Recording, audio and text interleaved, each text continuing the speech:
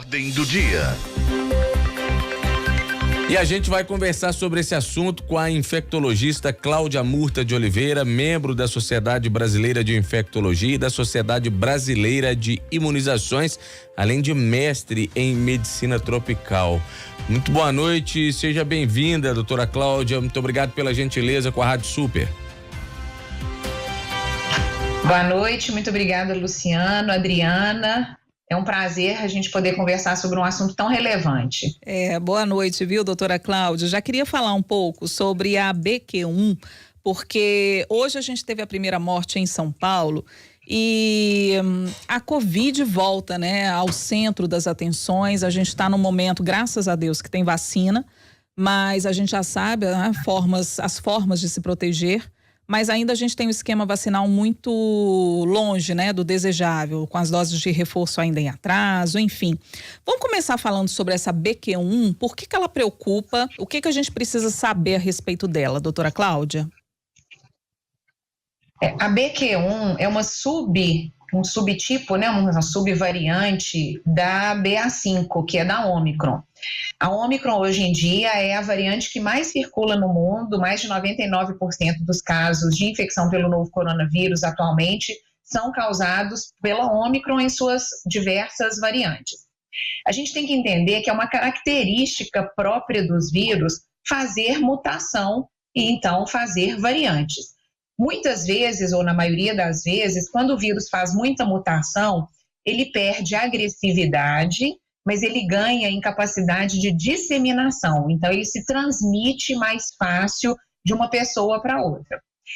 Quando a gente tem vacina, né, e felizmente é o nosso caso, as vacinas de Covid, todas elas estão conseguindo reduzir a gravidade das infecções. Mas isso não quer dizer que a gente possa relaxar, achar que o Covid foi embora ou achar que todas as variantes do Covid serão leves. Foi falado agora, né, logo no início, dessa senhora que infelizmente faleceu, uma senhora com várias comorbidades, pelo que foi divulgado, e são as pessoas mesmo que estão em mais risco, os idosos, quem tem alguma de imunidade, de baixa de imunidade, quem tem doença crônica.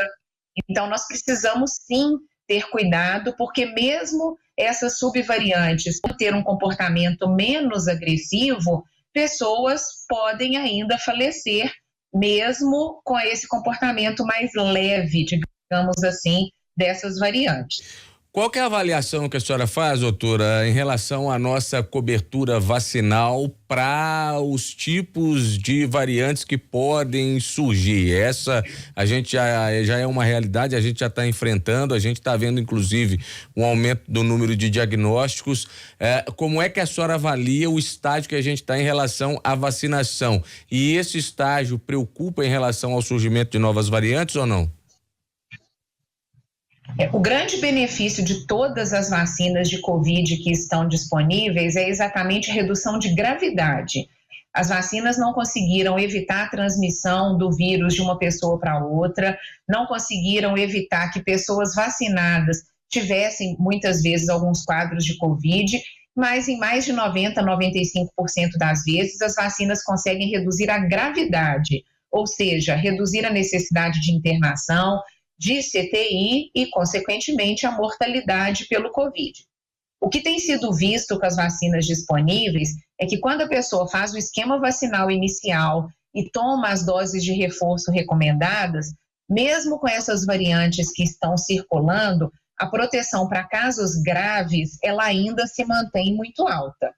Claro que se a gente conseguisse ter vacina já com outras variantes, né, ou como nos Estados Unidos já tem disponível uma vacina que pega duas partes, né, digamos assim, para ficar mais fácil de entender, duas partes de dois coronavírus e coloca na mesma vacina para aumentar a nossa chance de imunidade, de desenvolvimento de anticorpos contra vários subtipos ou variantes de Covid, claro que isso seria o ideal, mas nós temos que entender que não é possível ainda fazer vacinas tão rápido, adaptadas para essas novas variantes.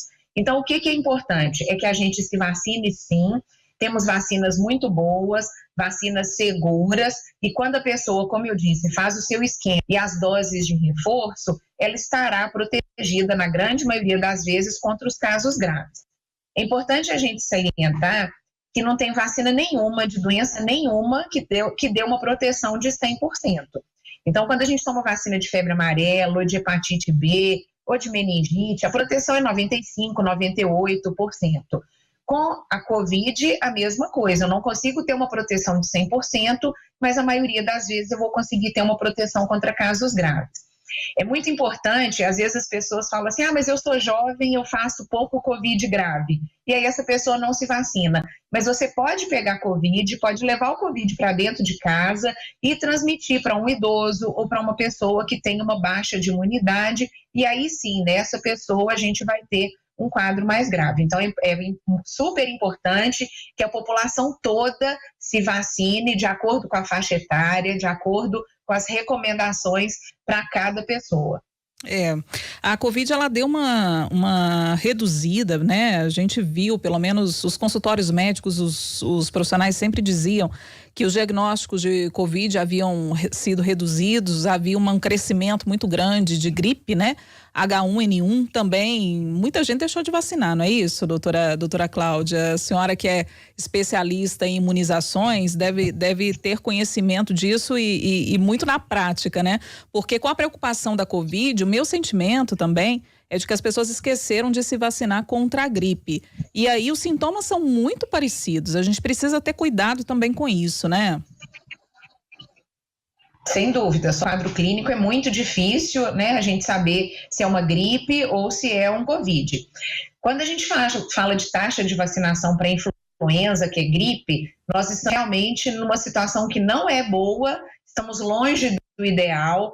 As pessoas se vacinaram pouco para influenza esse ano, ano passado. Ano passado, inclusive, a gente teve muita circulação de influenza no final do ano. Geralmente a gente vê mais influenza no inverno, né? Esse ano a gente também já está com aumento de influenza agora no final do ano. Então, as pessoas que ainda não se vacinaram lá na época do inverno devem sim se vacinar agora contra a influenza. E aí, se vocês me permitem, eu queria até abrir um parênteses. Quando a gente fala de vacina no Brasil, infelizmente, a gente não está batendo a meta de vacina, de praticamente vacina nenhuma, né? As pessoas estão deixando de pensar que as doenças ainda estão aí. Muitas vezes a gente não lembra que, sarampo, tem tanto tempo que eu não vejo sarampo, tem tanto tempo que eu não vejo poliomielite, e no entanto, as doenças, os vírus, as bactérias estão aí entre a gente. Então, não é porque eu não tenho visto casos que eu posso relaxar. E o que a gente tem visto é que, infelizmente, o sarampo, por exemplo, ficamos sem sarampo muitos anos, a cobertura vacinal abaixou, tivemos muitos casos de sarampo e temos ainda no Brasil, inclusive com morte de pessoas que nunca tinham tido doença nenhuma, adultos jovens, né, que infelizmente faleceram com sarampo porque não tinham se vacinado. Então a gente precisa lembrar que existe a caderneta de vacina da criança, né, lá desde o nenenzinho, da criança, do adolescente, do adulto, do idoso, de quem tem algum problema de saúde, quem tem câncer, quem tem HIV, quem usa algum remédio que abaixa a imunidade, quem tem problema de pulmão, de coração, ou seja, são várias vacinas, muitas delas estão disponíveis gratuitamente nos postos de saúde, a população precisa sim se precaver. Doutora, são mais de 2 anos já, caminhando para 3 anos, né, desde o surgimento do novo coronavírus, e a gente tem agora uma situação em que a gente vê muito poucas pessoas, assim, poucas pessoas com aquelas medidas não farmacológicas, assim, o tempo inteiro, né? Por exemplo, uso de máscara, enfim.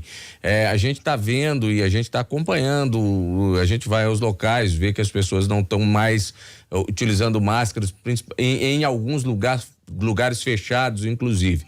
Essa nova variante, ela acende um alerta para que a gente possa retomar em alguns locais e principalmente aqueles locais mais fechados, esses cuidados que a gente naturalmente vai deixando de lado em função do avanço da vacinação, da redução do número de casos, doutora?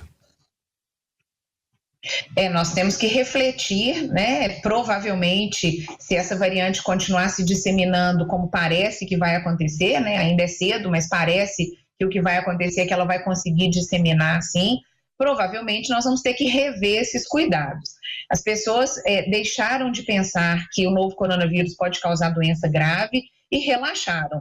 Então, aqueles hábitos que a gente tinha construído de higienizar as mãos com frequência, né? Quanta gente já esqueceu disso e não tem feito. Principalmente as pessoas que são imunodeprimidas, que têm comorbidades, ou que são os idosos, quando estiverem em lugares fechados, apesar de não ser obrigatório, devem sim utilizar a máscara para se proteger. As pessoas que moram com pessoas também com comorbidade, idoso, né, imunossuprimido, se eu moro numa casa que tem essas pessoas, eu tenho que ter um cuidado a mais. Não é porque eu sou mais jovem ou que não tenho outras doenças que eu posso achar que o Covid não vai trazer risco nenhum, porque eu posso levar o Covid para casa. E como os casos de Covid têm ficado muito leves na maioria das vezes, né, isso aí por causa das variantes que perderam agressividade, também pela proteção vacinal, as pessoas têm feito menos teste e aí acabam não tomando os cuidados de isolamento, de uso de máscara, de cuidados em casa, para evitar a transmissão para outras pessoas, não só em casa, mas também no seu trabalho. Então, vale sim uma reflexão. Os próximos dias aí serão fundamentais para a gente entender melhor a circulação dessa nova variante. E eu tô com uma dúvida aqui, doutora Cláudia, que eu acho que é uma dúvida de muitos ouvintes e espectadores, porque a gente está falando sobre a Ômicron, agora vem a BQ1, e agora vai ser assim, igual a gripe, tipo H1N1, H2N3, uma nova subvariante da Ômicron chegando, agora é a BQ2, BQ3 e assim vai. A gente vai ter que se acostumar com isso, doutora Cláudia, e se proteger, né, claro. A gente gostaria de falar que não, que ele está indo embora, né? Mas isso a gente ainda não pode falar. O vírus, ele circula muito, já vamos aí, né, agora em dezembro, completar 3 anos da detecção dos primeiros casos do novo coronavírus. Um vírus que se adaptou muito bem às pessoas, adquiriu uma capacidade de transmissão muito grande, né? E uma capacidade aí de cada hora uma variante, né, ou subvariantes, como que tem acontecido, para que ele continue circulando.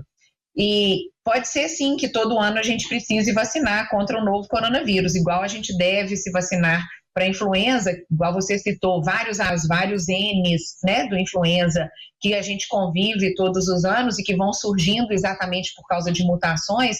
Pode ser que com o Covid a gente também precise de doses de reforço anuais, ou dependendo aí da circulação, né, os esquemas que sejam adequados. Na verdade, tem algumas indústrias farmacêuticas que já estão, inclusive, tentando fazer vacina de Covid e de influenza na mesma seringa, para já fazer uma dose só. Você vai lá, toma uma dose só, já tem Covid e influenza, e isso seria feito todo ano. Então, já existe, sim, essa perspectiva, né, essa pesquisa. Então, nós temos que ficar bem atentos aí e aguardar a evolução, tanto do vírus quanto... Mas sempre lembrando, o nosso cuidado, ele é fundamental. A gente está conversando aqui no Super N segunda edição com a médica infectologista Cláudia Murta de Oliveira. Doutora, a gente está falando, e a gente falava agora há pouco, sobre os casos de Covid-19, os casos graves que estão se reduzindo, estão cada vez, são cada vez menos casos de graves de Covid-19, mas a gente precisa lembrar também do impacto do vírus na pessoa que tem a Covid-19, né, doutora? Não só aqueles casos mais graves que precisam de internação, mas o impacto do vírus no organismo para quem já teve a Covid-19 é muito grande, né, doutora? Algumas pessoas, né, podem desenvolver o que a gente chama de Covid longa, em que alguns sintomas vão persistir mesmo após a melhora aí do quadro respiratório, do quadro de mal-estar.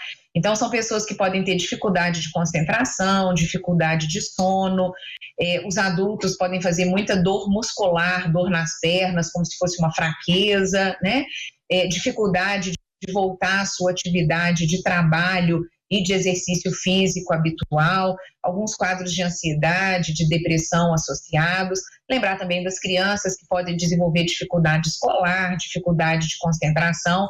Então, é melhor a gente não brincar, né? Nós temos sempre que lembrar aí dos idosos. Os idosos, da mesma forma que outros órgãos dos idosos envelhecem, o coração vai envelhecendo, o pulmão, o cérebro, com o sistema imunológico dos idosos, isso também acontece. É um processo chamado de imunossenescência, ou seja, um envelhecimento do sistema imunológico e uma redução da capacidade do sistema imunológico de combater aquelas infecções, as invasões que o organismo pode sofrer. Da mesma forma, eles podem responder um pouco menos às vacinas. Mais um motivo para que eles sejam vacinados corretamente e que tomem as doses de reforço recomendadas. Não só de Covid, mas também para as outras vacinas recomendadas. Doutora Cláudia Murta de Oliveira, infectologista, membro da Sociedade Brasileira de Infectologia, da Sociedade Brasileira de Imunizações, mestre em Medicina Tropical. Temos muito que conversar, viu, doutora Cláudia Murta? Portanto, esperamos você, né, com a licença de chamá-la de você, por ser tão jovem também e tão delicada conosco aqui da Rádio Super. Você, né, vir aqui em outras oportunidades também, para a gente conversar mais a respeito disso, já agradecendo demais, viu, doutora Cláudia, a participação hoje aqui conosco. Eu agradeço a oportunidade, estou à disposição e agradeço você de me chamar de tão jovem. Depois dos 50 anos, isso é um elogio. Muito obrigada. Eu sei bem, ainda não estou nos 50, mas eu estou quase. Falta alguns anos ainda, mas a gente gosta, né, doutora Cláudia? A mente não envelhece nunca, não é assim que a gente fala, né? A gente tem que manter sempre jovem. Isso mesmo. Né, Luciano? Obrigada, viu, doutora Cláudia? Eu que agradeço, um abraço. Outro. Boa noite, doutora. Agora 7h35, Luciano, vamos só atualizar os dados aqui de vacinação. Olha só, a Aline Diniz e o Lucas Gomes acabaram de postar lá no nosso portal, o tempo.com.br, e olha só, gente, segundo dados da Secretaria Estadual de Saúde, cerca de 42% do público-alvo completou o calendário de imunização com 2 doses de reforço. Índice semelhante ao público infantil, 42% tomou as 2 doses. Na capital mineira, Luciano, você está com os dados aí? Na capital mineira nós temos, conforme dados da Prefeitura de Belo Horizonte, 18,9% dos residentes da capital tomaram as 2 doses de reforço, menos de 20% dos moradores da capital. Na população com 12 anos ou mais, o percentual é de 37%. Gente, menos de 40%. A situação em BH é muito preocupante, tá? Então vamos reverter esses dados aí relacionados à vacinação.